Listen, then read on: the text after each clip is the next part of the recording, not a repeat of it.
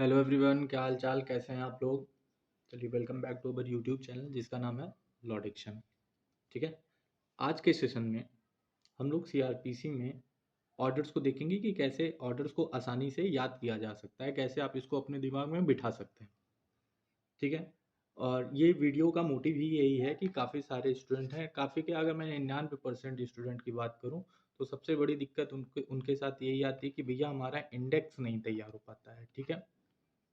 उनको main problem उनके index में आ रही है। इसीलिए मैंने क्या किया है, कोशिश किया है कि सीपीसी के जितने भी ऑर्डर्स हों उनको एक स्टोरी के फॉर्म में आपके सामने लेकर आऊँ कि सीपीसी सारे ऑर्डर्स को आप अपने दिमाग में ऐसे प्रिंट कर ले जाओ। ठीक है। और एक बार सारे ऑर्डर्स के सीक्वेंस आपके दिमाग में प्रिंट हो गए तो अंदर की चीज़ें भैया आप वैसे ही रिलेट कर लोगे। क्लियर। चलिए स्टार्ट करें। देखिए, अगर आप किसी भी केस के लिए सिविल कोर्ट में जाते हैं, ठीक है, तो उसकी प्रोसीडिंग के लिए आपको किसकी ज़रूरत पड़ेगी? सीपीसी की। ठीक है। सीपीसी की ज़रूरत कहाँ पड़ती है? सिविल कोर्ट के प्रोसीडिंग। ठीक है। इसका मतलब सीपीसी आपका क्या है? प्रोसीजरल लॉ है। कैसा लॉ है? प्रोसीजरल लॉ है। ठीक है। सीपीसी में टोटल कितने ऑर्डर्स हैं? तो 51 ऑर्डर्स हैं। और सेक्शन कितने हैं? तो 158 सेक्शंस।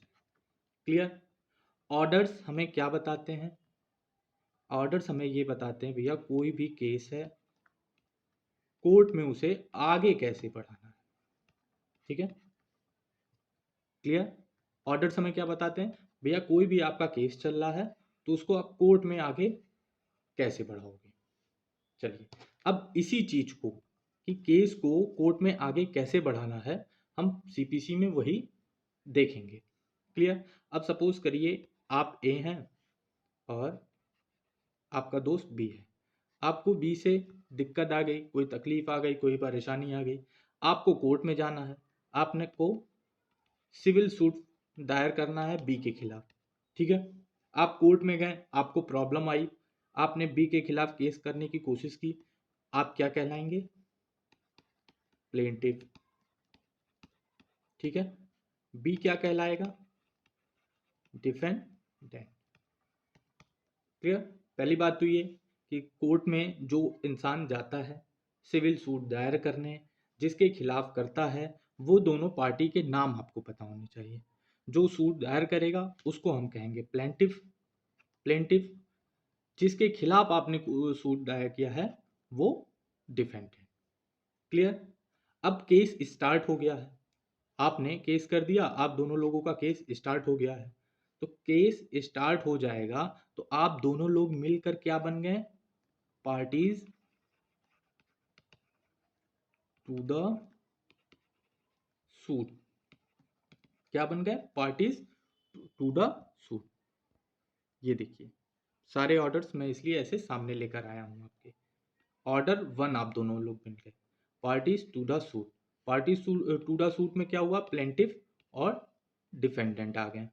क्लियर। अब सिविल कोर्ट में आप सूट को लेकर जाएंगे तो क्या होगा?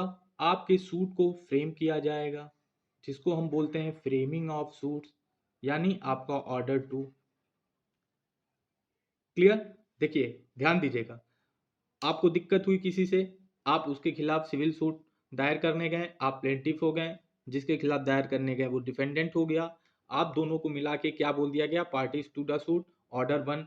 आप दोनों का सूट जब वहां पे जाके फ्रेम होगा, लिखा जाएगा, समस्या आपकी लिखी जाएगी, प्रॉब्लम्स आपकी देखी जाएगी, वो क्या हो गया? आपका ऑर्डर टू। ठीक है। इतना समझ में आया। अब कोर्ट में अगर आप जा रहे हो, एक दूसरे के खिलाफ लीगल एक्शन ले रहे हो, अब आपके पास इतनी लीगल नॉलेज तो है नहीं। ठीक है। आपने सीपीसी तो इतना पढ़ा नहीं हुआ है। तो अब आपको क्या जरूरत है? एक लॉयर की जरूरत है, एक प्लीडर की जरूरत है। तो आप क्या करोगे? ऑर्डर थ्री के हिसाब से एक प्लीडर ले लोगे। ठीक है।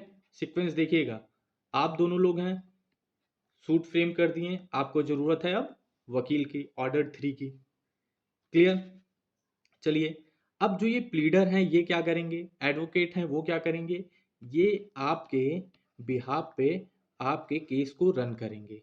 आप अपनी समस्या इन्हें बताएंगे, ये आपकी समस्या को कोर्ट में ले जाके रखेंगे। ठीक है, कैसे करेंगे? तो आप जितनी भी प्रॉब्लम्स इनको बता रहे हैं कि भैया ए ने हमारे ए आप सॉरी आप ए हैं, बी ने आपके साथ गलत किया है, तो आप अपने प्लीडर को क्या कह रहे हैं? भैया ये बी ने मेरे साथ बहुत बहुत गलत काम किया है, कृपया करके आप हमको बचा लीजिए और उसको फंसवा दीजिए। तो आपके प्लीडर साहब क्या करेंगे? आपकी सारी बातों को सुनेंगे और एक पर्चे पे लिख लेंगे, जिसको हम प्लेंट के नाम से जानते हैं। किसके नाम से जानते हैं? प्लेंट के नाम से जानते हैं।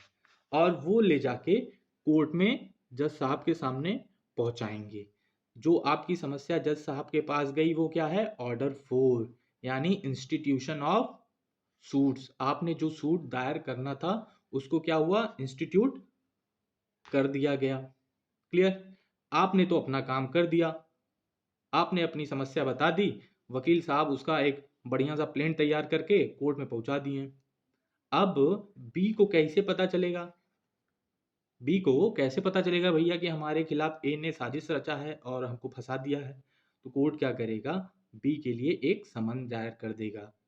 समन बी के घर पे पहुंचा देगा, कह देगा बी भैया तुम्हारे साथ ऐसा ऐसा चीज हुआ है और ए भैया शिकायत किए हुए हैं, तुम आ जाओ अब तुम अपनी समस्या देख लो।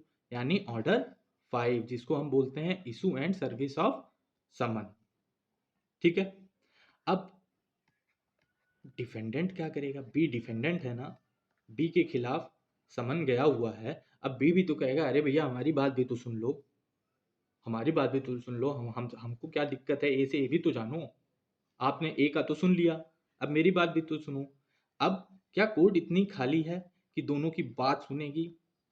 कि इन्होंने 2 रुपए के लिए लड़ाई कर लिया, इन्होंने चॉकलेट के लिए लड़ाई कर लिया? नहीं।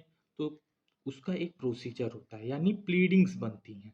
ऑर्डर 6 क्या कहता है? ए ए और बी तुम दोनों मेरे पास आओ, तो फटाफट तुम दोनों क्या करो, अपनी सारी बातें बताओ, उसमें से जो रिलेवेंट फैक्ट होगा उसको हम नोट डाउन कर लेंगे।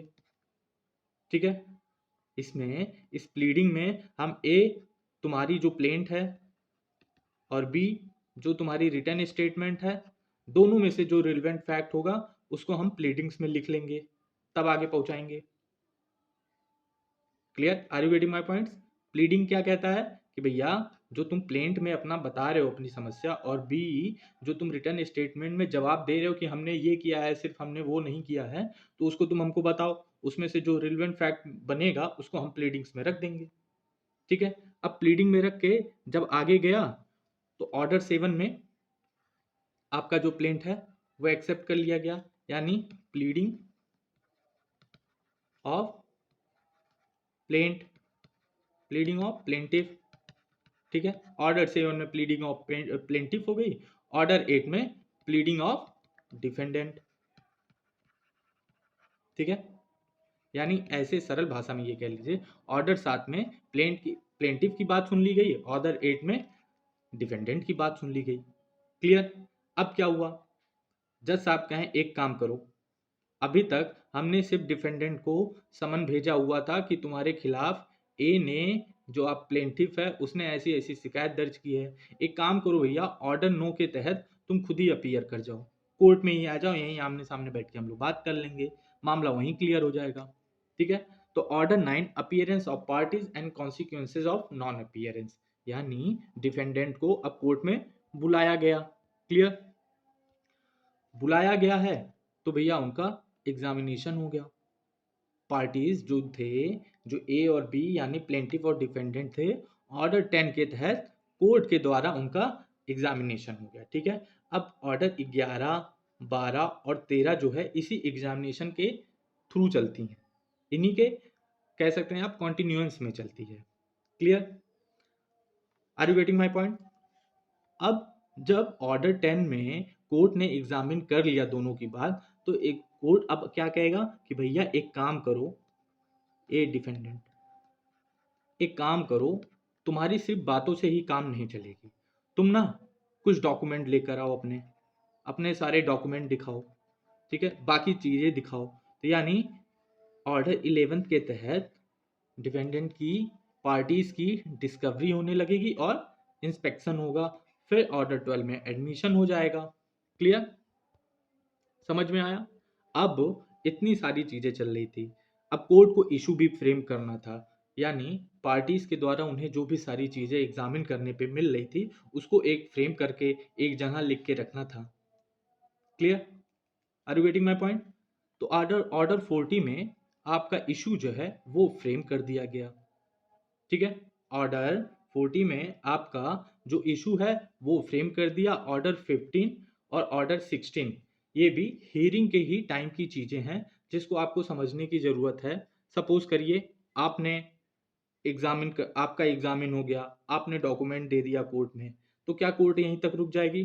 कोर्ट क्या करेगी? कोई साक्ष्य है, कोई ऐसा आदमी था जो वहां पे देखा था, यानी कोई विटनेस है, कोई विटनेस हो तो बुलाओ। अब विटनेस भैया मिल गए तो उनको भी समन मिल गया, उनको बोला गया कि आप यहाँ कोर्ट में हाजिर हो जाइए। कैसे हाजिर होइए? तो ऑर्डर 16 के तहत। क्लियर? समझ में आया? ठीक है। अब कभी कभी क्या होता है, एक पार्टी आएगा, दूसरा पार्टी नहीं आएगा कोर्ट में। हो जाता है ना, तारीख मिलती है, डेट मिलती है जब कोर्ट में, तो कभी कभी पार्टी एक आता है एक नहीं आता है, तो वो रीजन बता देता है भैया किस वजह से हम नहीं आ पाए थे। तो कोर्ट क्या कहता है, एडजमेंट लगा देता है कि उस दिन ठीक है कोई बात नहीं, हम तुमको दूसरी डेट दे दे रहे हैं, लेकिन दूसरी डेट पे आ जाना भैया, यार मेरा भी टाइम खराब होता है। ठीक है? Are you getting my point? अब दूसरी डेट जब मिली, यानी ऑर्डर 18 में जब आप पहुंचे हैं, आपका सारा हियरिंग भी हो गया, विटनेस को भी बुलाया गया, उनको एग्जामिन कर लिया गया। अब इतनी सारी चीजें जब हो गई हियरिंग में, आपके जो भी फैक्ट्स थे, जो भी एग्जामिनेशन थे, उसको प्रूफ करने के लिए आप क्या कर दिए कि भैया ठीक है, आपने हमको यहाँ पे बुलाया हुआ है ऑर्डर 18 में, तो हम क्या करेंगे, हम अपने प्रूफ के लिए एफिडेविट लेकर आएंगे। ठीक है? अब जब ये एफिडेविट जज साहब के पास पहुंचा, तो जज साहब यानी कोर्ट में क्या हो गया, ऑर्डर 20 लागू हो गया, जजमेंट हो गया और डिक्री हो गया। डिक्री क्या होता है? डिक्री बेसिकली पार्टीज की राइट्स बताती है। ठीक है, पार्टीज की राइट्स बताती है। और जजमेंट क्या होता है? उन्हीं पार्टीज के राइट्स के बेसिस पे कोर्ट जो जजमेंट देता है। उसके बाद जजमेंट और डिक्री के बाद 21 में आपका एग्जीक्यूशन हो जाता है, यानी डिक्री और ऑर्डर का। क्लियर? ये सीक्वेंस आपको समझ में आया? देखिए, कोई भी इंडेक्स हो, जरूरी नहीं है कि जैसा मैंने बताया आप ऐसा ही समझे, आप अपना कोई एक स्टोरी फ्रेम कर लीजिए। ठीक है, अपनी कोई मन में कहानी बना लीजिए। चिंटू मिंटू दो भाई थे, उनके बीच में जमीन का विवाद हो गया, फिर उन्होंने ऐसा ऐसा किया, ऐसा करके आप कुछ भी बना सकते हैं। ठीक है?